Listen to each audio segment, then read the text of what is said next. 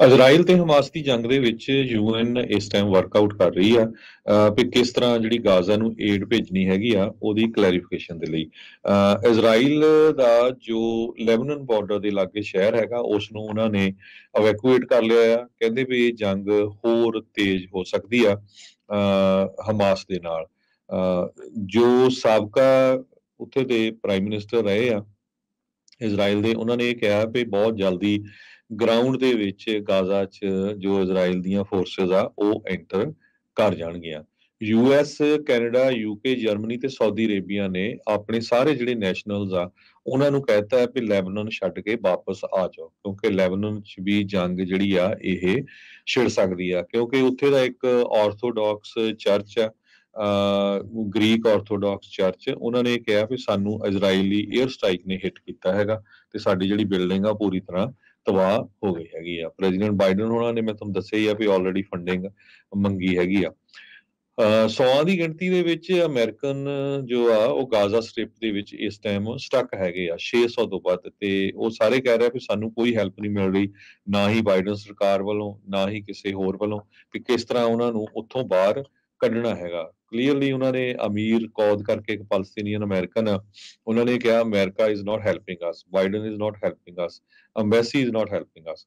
ਸੋ ਸਾਰੇ ਉੱਥੇ ਕਿਉਂਕਿ ਇੰਨਾ ਜ਼ਿਆਦਾ ਜਿਹੜਾ ਹਫੜਾ ਦਫੜੀ ਮਚੀ ਪਈ ਆ ਬੰਬਾਰਡਮੈਂਟ ਨੂੰ ਲੈ ਕੇ, ਬਹੁਤ ਹੀ ਜ਼ਿਆਦਾ ਲੋਕ ਸਟਕ ਇਸ ਟਾਈਮ ਹੈਗੇ ਆ। ਲੈਬਨਾਨ ਦਾ ਇੱਕੋ ਇੱਕ ਨੈਸ਼ਨਲ ਕੈਰੀਅਰ ਹੈਗਾ, 에ਅਰ ਕੈਰੀਅਰ, ਉਹਨਾਂ ਨੇ ਵੀ ਜਿਹੜੀ ਆਪਣੀਆਂ ਫਲਾਈਟ ਸਾਰੀਆਂ ਬੰਦ ਕਰ ਦਿੱਤੀਆਂ ਹੈਗੀਆਂ।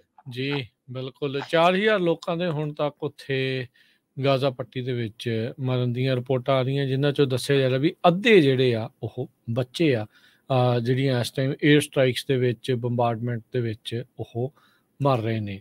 ਯੂਐਨ ਦੇ ਜਿਹੜੇ ਚੀਫ ਐਂਟੋਨੀਓ ਗੁਟਰਸ ਉਹ ਪਹੁੰਚੇ ਸੀਗੇ ਰਫਾ, ਜਿਹੜੇ ਬਾਰਡਰ ਕ੍ਰਾਸਿੰਗ ਆ ਮਿਸਰ ਤੇ ਗਾਜ਼ਾ ਦੇ ਵਿੱਚ, ਤੇ ਉਹਨਾਂ ਨੇ ਕਿਹਾ ਵੀ ਇਸ ਟਾਈਮ ਜਿਹੜੇ ਪੈਲਸਤੀਨੀ ਆ ਜਿਨ੍ਹਾਂ ਨੂੰ ਬਹੁਤ ਜ਼ਿਆਦਾ ਜ਼ਰੂਰਤ ਆ, ਨਾ ਉਹਨਾਂ ਕੋਲ ਫੂਡ ਆ, ਨਾ ਮੈਡੀਸਨ ਆ, ਤੇ ਨਾ ਹੀ ਜਿਹੜੀ ਆ ਫਿਊਲ ਹੈਗਾ ਆ।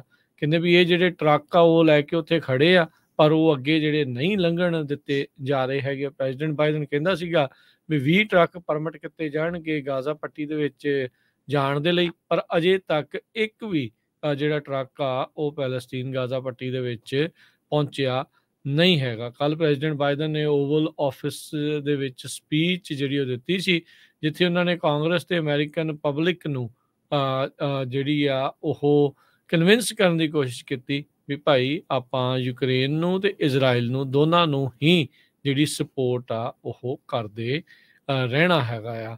ਸੋ ਜਿਹੜਾ 105 ਜਾਂ 6 ਮਿਲੀਅਨ ਇਹਨਾਂ ਨੇ ਮੰਗੇ ਆ, ਇਹ ਵਿਦਆਊਟ ਸਪੀਕਰ ਅੱਗੇ ਇੱਕ ਵੀ ਕਦਮ ਜਿਹੜਾ ਉਹ ਨਹੀਂ ਚੁੱਕ ਸਕਦੇ ਹੈਗੇ। ਉਧਰ ਰਿਪੋਰਟ ਇਹ ਵੀ ਆ ਰਹੀਆਂ ਆ ਵੀ ਜਿਹੜੀ IDF ਆ, ਇਜ਼ਰਾਈਲੀ ਡਿਫੈਂਸ ਫੋਰਸਿਸ ਆ, ਉਹ ਗਰਾਊਂਡ ਓਫੈਂਸਿਵ ਦੇ ਲਈ ਪੂਰੀ ਜਿਹੜੀ ਆ ਉਹ ਤਿਆਰੀ ਵਿੱਢੀ ਬੈਠੇ ਹੈਗੇ ਆ। ਜਿੱਦਾਂ ਬਾਰਡਰ ਦੇ ਉਸ ਨੂੰ ਕਰਨਾ, ਖਾਲੀ ਕਰਾਉਣਾ, ਤੇ ਹੋ ਸਕਦਾ ਵੀ ਇਸ ਦੇ ਵਿੱਚ ਜਲਦੀ ਸ਼ੁਰੂਆਤ ਕੀਤੀ ਜਾ ਸਕਦੀ ਆ। ਪਰ ਜੇ ਗਾਜ਼ਾ ਪੱਟੀ ਦੇ ਵਿੱਚ ਇਜ਼ਰਾਈਲ ਔਨ ਗਰਾਊਂਡ ਜਾਂਦੀ, ਔਨ ਫੁੱਟ ਜਾਂਦੀ ਆ, ਤੇ ਇਹ ਵੀ ਉਹਨਾਂ ਨੂੰ ਡਰ ਆ ਵੀ ਹਮਾਸ ਦੇ ਲੜਾਕੇ ਬਹੁਤ ਨੇ ਉੱਥੇ, ਤੇ ਉਹ ਉਹਨਾਂ ਦੇ ਹਜ਼ਾਰਾਂ ਹੀ ਫੌਜੀਆਂ ਨੂੰ ਉੱਥੇ ਮੌਤ ਦੇ ਘਾਟ ਜਿਹੜਾ ਉੱਥੇ ਉਤਾਰ ਸਕਦੇ ਆ। ਨੋ ਡਾਊਟ ਓਬਵੀਅਸਲੀ ਉਹ ਵੀ ਮਰਨਗੇ, ਇਹ ਵੀ ਮਰਨਗੇ। ਇਸ ਟਾਈਮ ਮਨੁੱਖਤਾ ਦਾ ਜਿਹੜਾ ਪੂਰਾ ਘਾਣ ਜਿਹੜਾ ਉਹ ਹੋ ਰਿਹਾ ਆ, ਇੰਟਰਨੈਸ਼ਨਲ ਕਾਨੂੰਨਾਂ ਦੀ ਧੱਜੀਆਂ ਉਡਾਈਆਂ ਜਾ ਰਹੀਆਂ ਆ। ਆਇਰਲੈਂਡ ਦੇ ਜਿਹੜੇ ਕੁਛ ਲੀਡਰ ਆ ਉਹ ਵੱਖ-ਵੱਖ ਥਾਵਾਂ ਦੇ ਉੱਤੇ ਇਜ਼ਰਾਈਲ ਦੇ ਉਲਟ ਜਿਹੜੇ ਆ ਉਹ ਬੋਲੇ ਹੈਗੇ ਆ ਵੀ ਉਹ ਇੰਟਰਨੈਸ਼ਨਲ ਕਾਨੂੰਨਾਂ ਨੂੰ ਬਿਲਕੁਲ ਵੀ ਨਹੀਂ ਮੰਨ ਰਹੇ। ਕਈ ਉਹ ਮਿਨਿਸਟਰ ਨੇ ਤਾਂ ਇੱਥੋਂ ਤੱਕ ਕਹਿ ਦਿੱਤਾ ਵੀ ਪਿਛਲੇ ਕਈ ਸਾਲਾਂ ਤੋਂ ਇਹਨਾਂ ਨੇ ਕੈਦ ਕਰਕੇ ਹੀ ਗਾਜ਼ਾ ਪੱਟੀ ਦੇ ਵਿੱਚ ਲੋਕਾਂ ਨੂੰ ਰੱਖਿਆ ਹੈਗਾ ਆ। ਸੋ ਗਾਜ਼ਾ ਦੇ ਵਿੱਚ ਤੇ ਇਜ਼ਰਾਈਲ ਦੇ ਵਿੱਚ ਇਹ ਜਿਹੜੀ ਵਾਰ ਇਸ ਟਾਈਮ ਜਿਹੜੀ ਉਹ ਚੱਲ ਰਹੀ ਆ, ਉਹਦੇ ਵਿੱਚ ਮੌਤਾਂ ਦੀ ਸੰਖਿਆ ਦਿਨ ਬ ਦਿਨ ਲਗਾਤਾਰ ਜਿਹੜੀ ਉਹ ਵੱਧਦੀ ਜਾ ਰਹੀ ਆ। ਜਿਵੇਂ